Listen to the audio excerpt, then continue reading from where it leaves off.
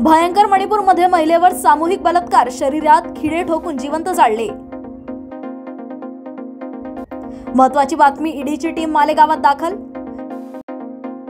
पुण्यात भाजपला मोठा धक्का, 5 पदाधिकाऱ्यांचा पक्षाला रामराम, हाती घेतली तुतारी।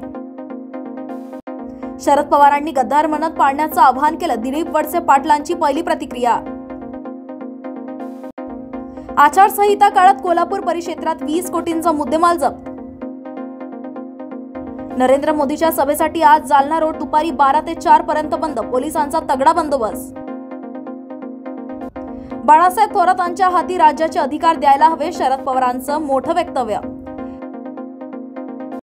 इस्रायलच्या बेरूतमध्ये मोठा हवाई हल्ला, 7 मुलांसह 23 जणांचा मृत्यू। मुख्यमंत्री एकनाथ शिंदे यांचे छत्रपती संभाजीनगर विमानतळावर आगमन। काल उद्धव ठाकरेच्या कारची चेकिंग, आज दापोलीत आदित्य ठाकरेंच्या बॅगची जळती। काँग्रेसचे नितीन राऊत थोडक्यात बचावले, अज्ञात ट्रकने दिली वाहनाला धडक। मोठी बातमी, सलग 3 दिवस शेअर बाजार राहणार बंद। माझं राजकारण वेगळं, महाराष्ट्रात बटेंगे तो कटेंगेची गरज नाही, पंकजा मुंडेंचं रोखठोक भाष्य। प्रयागराजमध्ये आंदोलन करणाऱ्या विद्यार्थ्यांवर प्रशासनाची कारवाई। माजी खासदार हरिश्चंद्र चव्हाण यांचे निधन।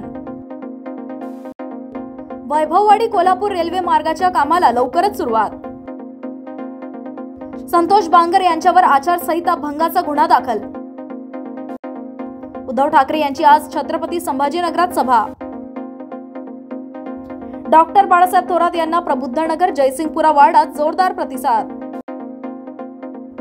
मुंबई विमानतळावर पुन्हा बॉम्बस्फोटची धमकी, CISF कंट्रोल रूमला अज्ञात व्यक्तीचा कॉल। नागपुरात फडणवीसांची दहशत, रोहित पवार यांचा गंभीर आरोप। जिरीबाम हल्ल्यानंतर मणिपूरमध्ये सुरक्षा वाढवली, 5 जिल्हे बंद।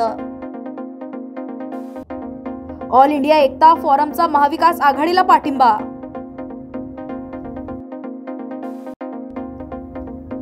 सलमान खानची एक्स गर्लफ्रेंड सोमी अलीवर जीवघेणा हल्ला।